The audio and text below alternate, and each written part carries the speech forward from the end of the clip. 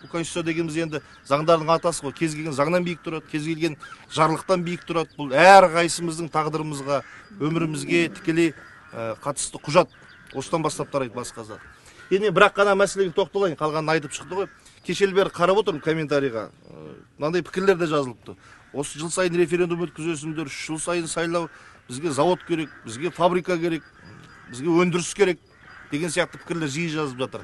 Оның барлығы неге кеп тіреледі? Оның барлығы білім мен ғылымға тіреледі. Бұны ешкім ойдан шығара салған жоқ. Мына конституция жазатын кезде озық мемлекеттердің тәжірибесіне қарадық. Жері бізден әлдеқайда кішкентай. Бірде-бір қазба байлығы жоқ. Аздаған жылдың ішінде қандай бұл озық мемлекетке айналды? Өйткені бұлар басты құндылық ретінде білім мен ғылымды алдыға қойды. Бүкіл инновацияға көрдіңіздер, инвестицияны соған салды. Бұл енді біз әлі күнге дейін білім мен ғылымға қосымша сала ретінде қараймыз. Дамыған елдер үшін бұл бірінші кезекте ұлттық қауіпсіздік мәселесі.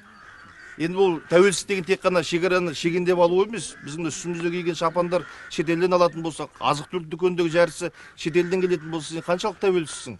Сондықтан біз бекемдеу үшін бірінші кезекте тағы да білім мен ғылымға келуіміз керек.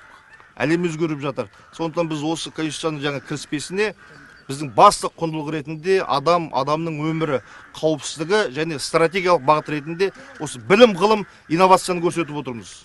Бұл кез келген заңнан биік тұрады, яғни бұл қабылданғаннан кейін бұл салаларға бөлінетін қаржы еселенеді, азаятын болса, бұл ата заңға қарсы шыққанмен тең. Сондықтан бұл бірінші кезекте біздің балалар үшін, болашақ үшін өте қажетті норма деп есептейміз. Бұл біздің дамуымыздың жаңа моделін айқындап жатырмыз.